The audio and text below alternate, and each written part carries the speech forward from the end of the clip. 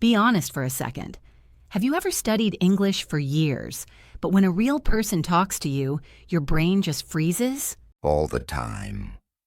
You know the grammar, you know the rules, but real English sounds completely different. Exactly. Schools teach correct English, but real people speak relaxed English.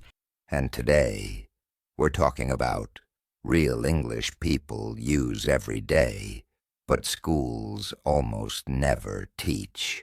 This is the kind of English you hear at work, with friends in cafes on the street. And don't worry. We'll explain everything slowly and naturally. Okay, let's start with a very common one. I'm good. This one confuses a lot of learners. Because in school, you learn, how are you? I'm fine. But in real life, people say, I'm good. And it doesn't mean I'm a good person. It just means I'm okay.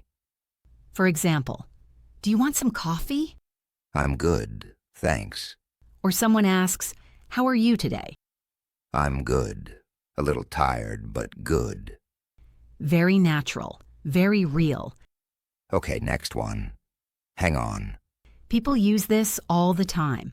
And it doesn't mean hanging from something. It means wait a moment. Like, hang on, I'll check. Or hang on, I'm almost ready. This phrase is everywhere. Work, phone calls, shops. All right, here's another one. Learners love. Kind of, and sort of. These are great when something is not 100%. For example, how was the movie?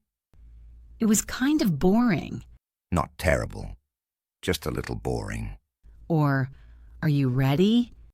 Sort of. Give me 2 minutes. That sounds much more natural than perfect English. Now let's talk about emotions. Honestly. When someone says honestly, they're about to tell the truth. Honestly, I'm tired. Honestly, I don't like this job. It makes the sentence feel real and personal.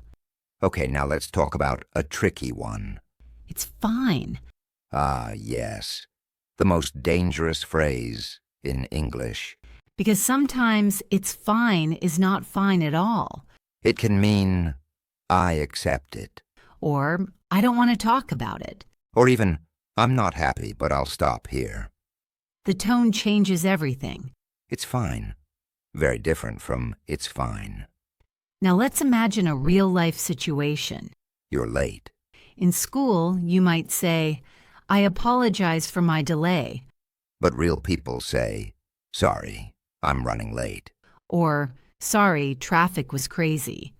Simple, honest, real English. Here's another friendly one. No worries. And this means, it's okay. Don't stress. Someone says, sorry about that. You answer, no worries. Very common, very natural. Okay, now let's slow down. Repeat after us. I'm good, thanks. Hang on a second. Kinda tired. Honestly, I didn't know that. Sorry, I'm running late. No worries. Say these like you're talking to a friend. Not fast, not perfect, just relaxed. These phrases won't impress your English teacher. But they will help real people understand you. One last phrase before we finish. Let me know. This means, tell me later. Let me know if you need help. Let me know what you decide. Simple, polite, and very useful. So today, you heard real English. Not textbook English. Not exam English. Just everyday English people actually use. And the more you hear it, the more natural it becomes. English doesn't live in books. It lives in conversations. And we'll have many more of them together. See you next time.